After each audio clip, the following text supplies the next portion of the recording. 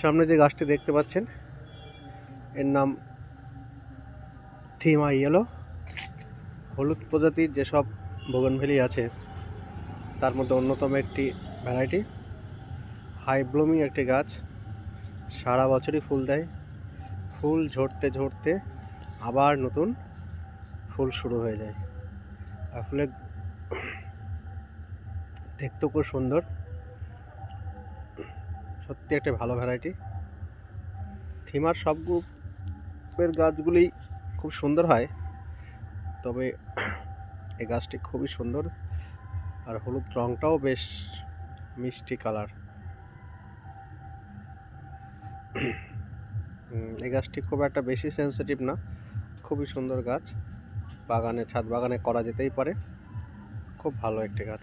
ঠিক আছে, নিতে পারেন, ভালো ভ্যারাইটি থিমা ইয়েলো।